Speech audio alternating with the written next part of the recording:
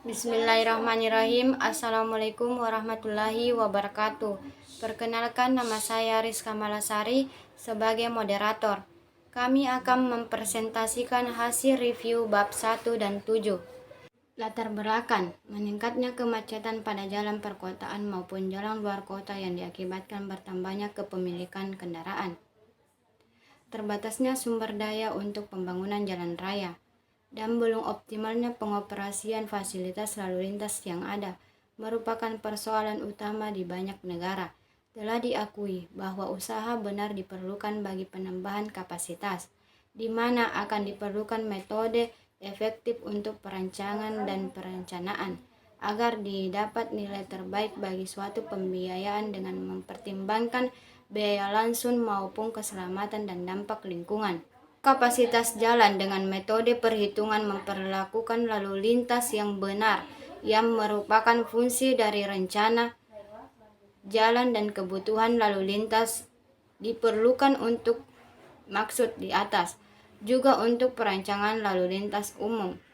Pengetahuan dasar tentang karakteristik lalu lintas yang terdapat dalam manual tersebut juga merupakan masukan yang penting bagi mode manajemen tepat biaya bagi pembinaan jaringan jalan, peramalan lalu lintas, dan distribusi perjalanan dengan keterbatasan kapasitas. Tabel 1.2 menunjukkan sejumlah lokasi pengumpulan data jalan luar kota dan jalan bebas hambatan. Sebanyak 128 lokasi disurvei masing-masing selama sehari full. Pada setiap lokasi, waktu perjalanan, kecepatan, tipe kendaraan, arah perjalanan, dan waktu antara dikumpulkan untuk analisa lebih lanjut. Kedua survei di perkotaan dan di luar kota meliputi pencatatan rinci yang menerus dari semua kejadian di samping jalan, disebut dengan hambatan samping, yang mungkin menyebabkan pengurangan kapasitas dan kecepatan. Saya berikan kepada pemateri pertama atas nama Andi Nurul Islamiyah. Baiklah, materi selanjutnya, prosedur perhitungan untuk kecepatan arus bebas kapasitas, kecepatan dan derajat iringan pada jalan bebas hambatan yang direncanakan untuk perkotaan dan luar kota. Jalan bebas hambatan yang didefinisikan sebagai jalan untuk lalu lintas menerus dengan pengendalian jalan masuk secara penuh.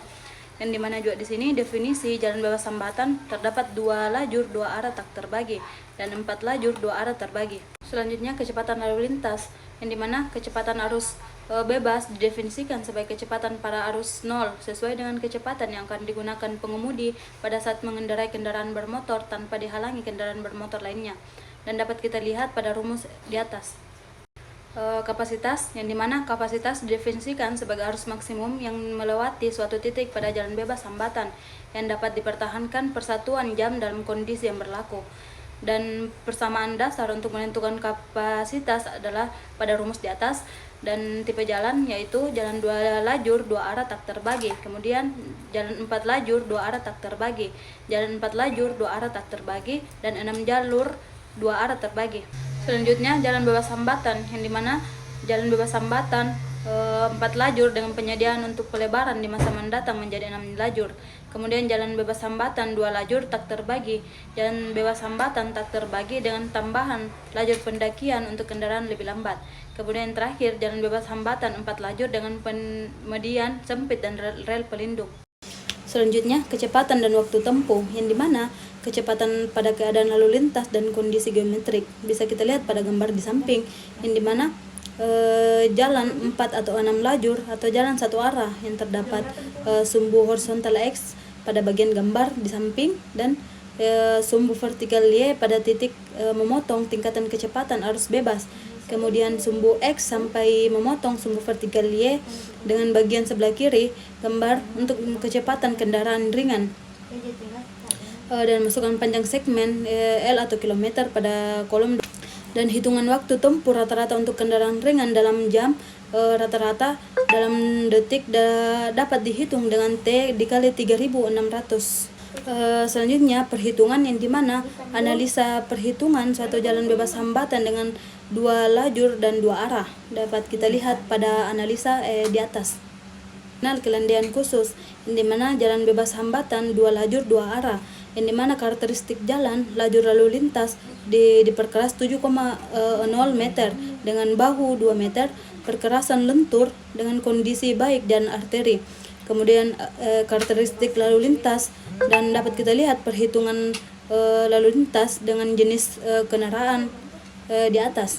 Selanjutnya analisa perancangan, yang dimana jenis kendaraan terdapat kendaraan ringan dengan bobot 60%, kendaraan berat menengah dengan bobot 25%, dan bus besar dengan bobot 10%, dan truk besar dengan bobot 5%, dan pemisahan arah 50/50, penambahan lalu lintas tahunan 7%, yang dimana lingkungan atau daerah pedalaman.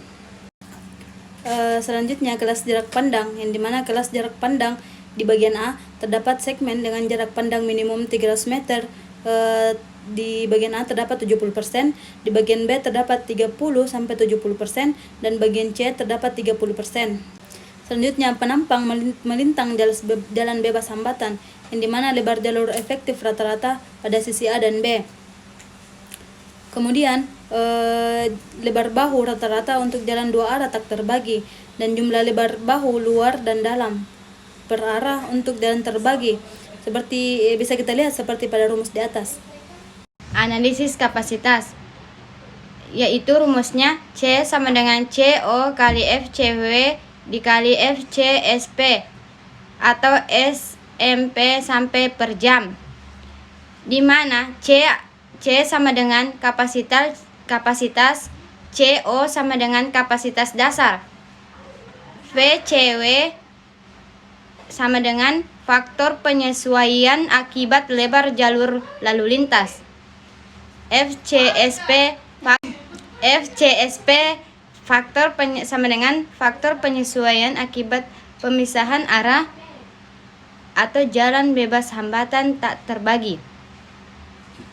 Faktor penyesuaian kapasitas akibat lebar dan jalur lalu lintas. Faktor penyesuaian untuk lebar jalur lalu lintas dari tabel C2.1 berdasarkan pada lebar efektif jalur lalu lintas dan masukkan hasil ke dalam MW3. Selanjutnya kapasitas jalur penghubung, yang dimana kapasitas lajur kiri jalan bebas hambatan dapat dihitung dengan menggunakan metode yang diuraikan pada gambar di samping, yang dimana juga jalan bebas hambatan biasanya bervariasi sesuai arus total dan derajat kejenuhan segmen jalan bebas hambatan. Kemudian contoh pengamatan lapangan, yang dimana di Jakarta sehubungan hal tersebut untuk arus sangat rendah yang tidak diamati, hampir seluruh lalu lintas kemungkinan akan menggunakan jalur kiri. Selanjutnya hubungan kecepatan arus kerapatan, yang dimana kecepatan dan kerapatan yang dihitung sebagai Q atau V, dan antara kecepatan dan arus bisa dilihat pada gambar di samping. Bisa kita lihat pada rumus di atas, yang dimana rumus FV itu yaitu kecepatan arus bebas, dan D yaitu kerapatan kilometer yang dihitung Q dibagi V, atau DJ yang dimana kerapatan pada jalan bebas hambatan yang benar-benar macet, dan DO itu kerapatan pada kapasitas. Selanjutnya perilaku lalu lintas, yang dimana dalam perencanaan dan analisa operasional untuk meningkatkan ruas jalan bebas hambatan yang sudah ada, tujuannya sering untuk membuat perbaikan kecil terhadap geometrik jalan di dalam mempertahankan perilaku lalu lintas yang diinginkan. Kemudian standar tipe jalan dan penampang melintang, yang dimana tipe jalan atau kode MW 2/2 yaitu kelas jarak A, yang dimana menanjak 3,5 dan menurun 3,5, dan datar 2,0, dan yang berbukit 2,0 dan gunung 1,0.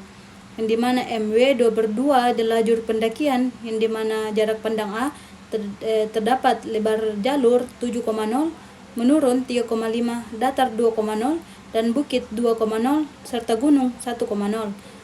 Itulah hasil presentasi dari kelompok kami. Sekian dan terima kasih.